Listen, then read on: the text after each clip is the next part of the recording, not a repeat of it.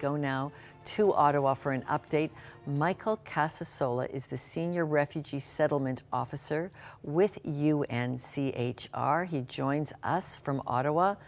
Michael, I'm shocked that we're looking at 70.8 million people forcibly displaced looking for homes.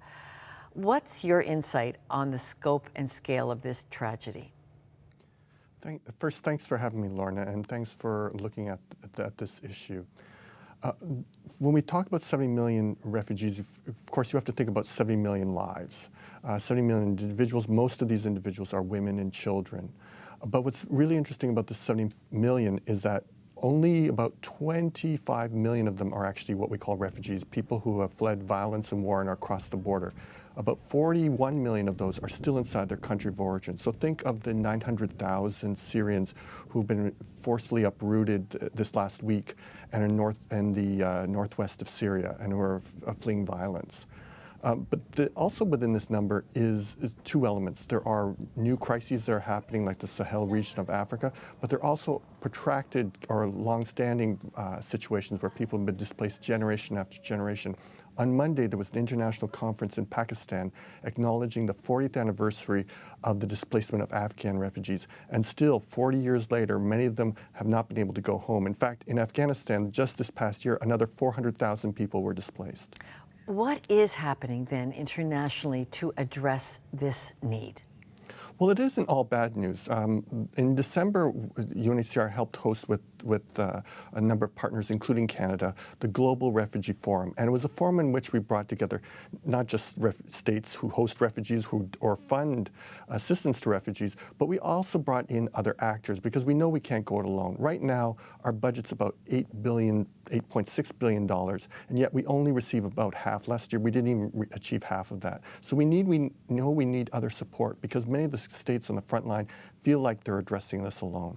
So in addition to sort of seeking the support of countries, for example, Canada gave $8 million at this conference towards what we call our winterization program, where basically providing winter aid and assistance, blankets, heating oil, et cetera, to Syrian refugees.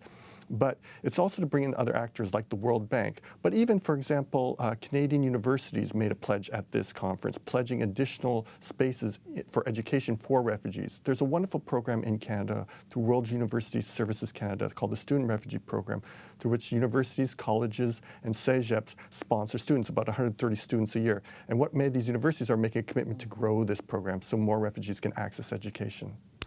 A lot of people feel we're maxed out, it's too full. What would you say to people who think we've been there, done that, enough of this refugee problem? Actually, this is actually a key theme during the Global Refugee Forum. The way we often perceive refugees is this idea that somehow, and we're probably just as guilty of it because we present the need, we present the most vulnerable. But in many ways, we have to reshape how we look at refugees as people can contribute to the economy. And their important message throughout this is the need for refugees to be able to access livelihoods, the need for refugees to be able to realize opportunities so they can provide economic contribution. The Canadian experience is actually tremendously positive in terms of how refugees can integrate and contribute to the country. Study after study, the most recent census shows that refugees have employment rates similar to Canadians, that they own houses at similar rates of Canadians. They're in the same levels in terms of managerial functions and such. But most importantly is that next generation in Canada does well. And so Canada has done a really good job of integrating refugees. It's one of the areas that, in fact, it could export to other countries.